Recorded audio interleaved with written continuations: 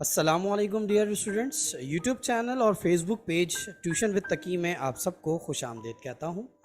आज की इकनॉमिक्स का हमारा टॉपिक है assumptions and exceptions of law of diminishing marginal utility. Previous class के अंदर हम law of diminishing marginal utility जो है वो डिस्कस कर चुके हैं।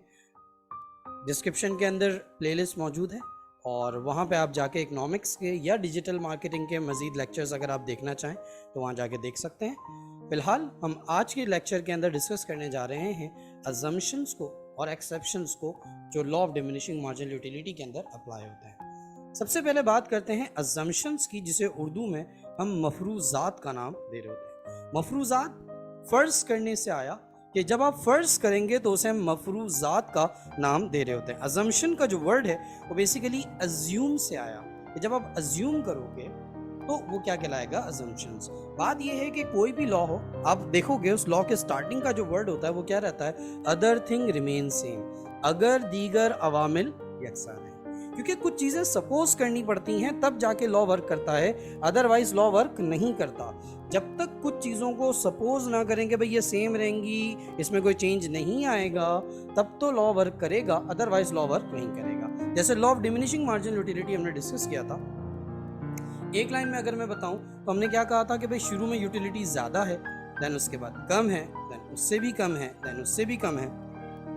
तो अब जो यूटिलिटी में हमारे पास जो कमी आ रही है वो उसी वक्त अप्लाई होगी जब कुछ चीज़ें सेम रहेंगी। जैसे सबसे पहली चीज़ क्या, the nature of goods should remain same. Goods same रहनी चाहिए, अशिया सेम रहनी चाहिए। अगर ये सेम रहती हैं तब तो लॉ वर्क करेगा, अदरवाइज लॉ वर्क नहीं करेगा। जैसे कि आप स्क्रीन में देख रहे हैं कि हमारे पास खरबूजे के कुछ टुकड़े, मैंने आपको एग्जाम्पल के तौर पे समझाने के लिए दे रहा हूँ कि मिसाल के तौर पे आप दुकानदार के पास गए और दुकानदार से कहा भैया एक मीठा खरबूजा देना।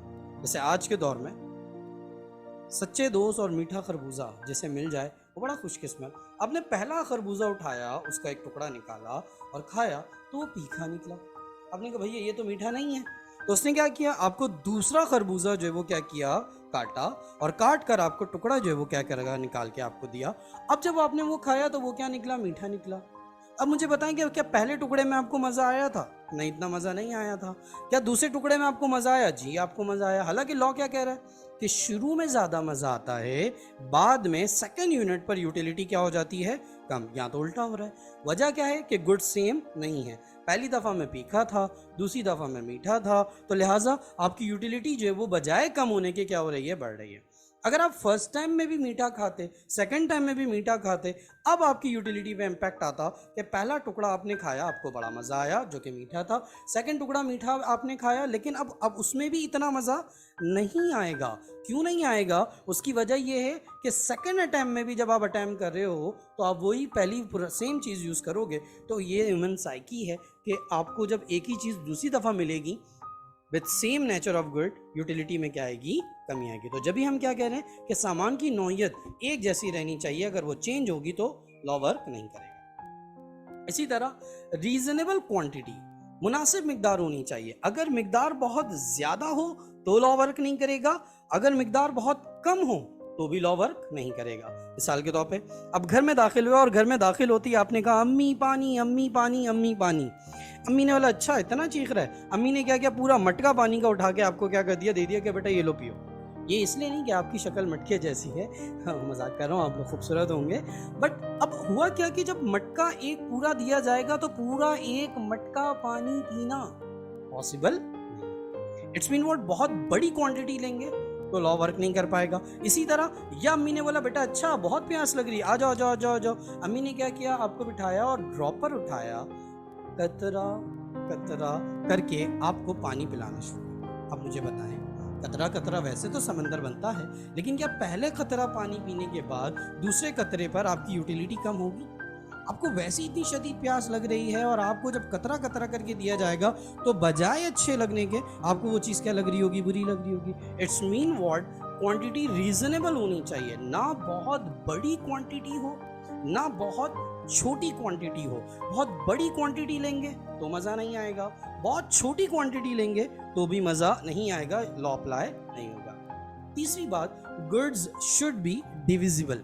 डिविजिबल गुड्स होनी चाहिए। डिविजिबल गुड्स का मतलब ये होता है जो टोटल में भी उतना ही मज़ा देती हों और इकाई में भी क्या करती हैं, उतना ही मज़ा देती हों, यानी उनकी टेस्ट में कोई फ़र्क नहीं आता। मिसाल के तौर पर रोटी की बात करें, रोटी आप पहला टुकड़ा खाएं या आखिरी टुकड़ा खाएं, रोटी का, पूरी रोटी का जो वो टेस्ट है वो क्या होता है, सेम रहता है। अगर with the passage of time उसका जायका चेंज हो रहा होगा तो हम उसे डिविजिबल गुड्स का नाम नहीं दे रहे होंगे। तो हम उन चीज़ों पे लॉ अप्लाई कर रहे होते हैं जो हमारे पास क्या होती हैं, डिविजिबल होती हैं, यानी जिनको आप छोटी इकाई में लो या बड़ी इकाई में लो, छोटी क्वांटिटी लो या बड़ी क्वांटिटी लो, टेस्ट क्या रहेगा, सेम रहेगा। मिसाल के तौर पे एक देग बिरयानी, जब जो है वो बावर्ची देग पकाता है तो वो पूरी बिरयानी की देग खा के नहीं चेक करता, वो एक दाना खा के चेक करता है कि भाई हाँ भाई चावल गल गए या नहीं गल गए, या उसमें मसाला चला गया या नहीं चला गया, क्योंकि छोटी इकाई का भी वही जायका आएगा, बड़ी इकाई का भी वही जायका आएगा। तो लॉ उन्हीं चीज़ों पर अप्लाई होता है जो स्मॉलर क्वान्टिटी और ले लें या बड़ी क्वांटिटी ले लें, वो एक तरह से बिहेव करें तो उन चीज़ों पे लॉ अप्लाई हो रहा होगा। ये एक और अजम्पशन हो गई।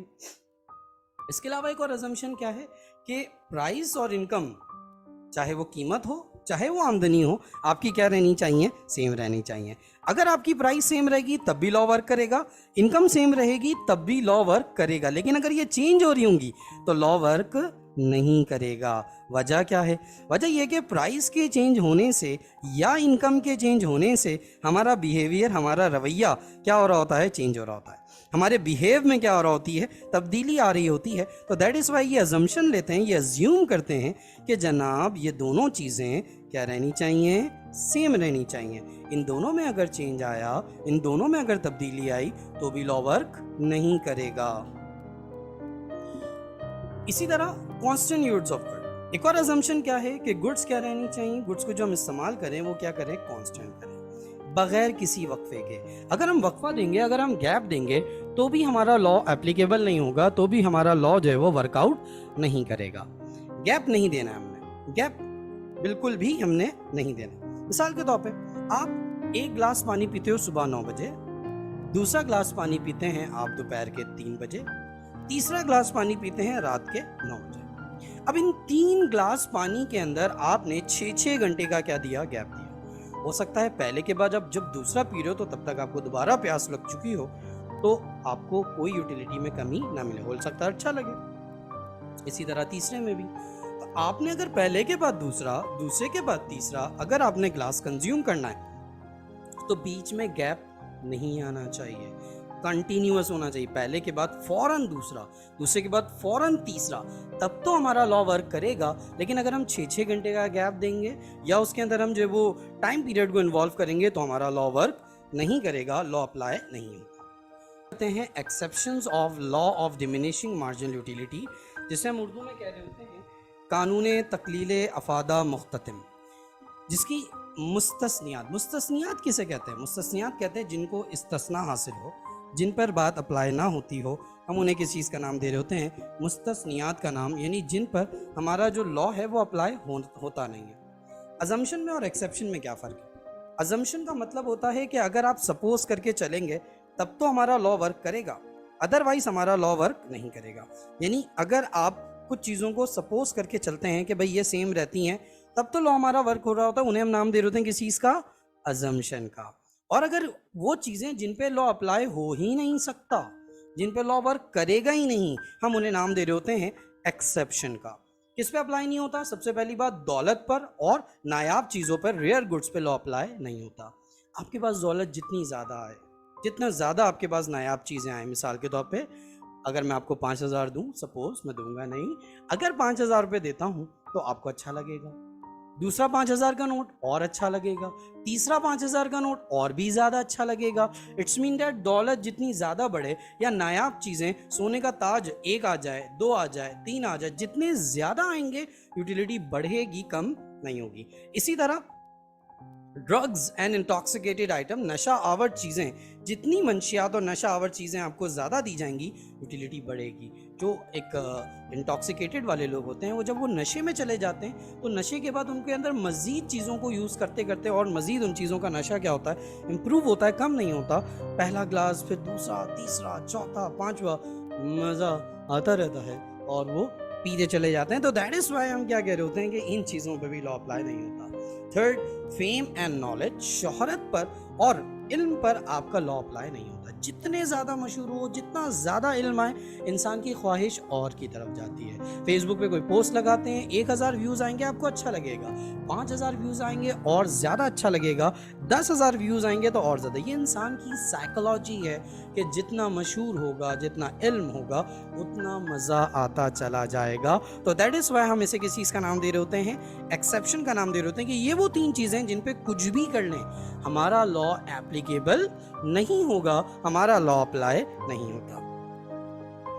तो उम्मीद करता हूँ आपको ये लेक्चर जो है वो समझ में आया होगा, और अगर आपको ये समझ में आया है तो आप मज़ीद अगर लेक्चर्स देखना चाहते हैं, डिजिटल मार्केटिंग पढ़ना चाहते हैं, अदर सब्जेक्ट्स देखना चाहते हैं, तो प्लेलिस्ट में जाएं, वहाँ पे मैंने डिस्क्रिप्शन में दिया हुआ है। मज़ीद लेक्चर्स को देखें, स्क्रीन में आपके सामने भी आ रहा होगा डिस्क्रिप्शन। मिलते हैं नेक्स्ट वीडियो पे। अल्लाह हाफिज़।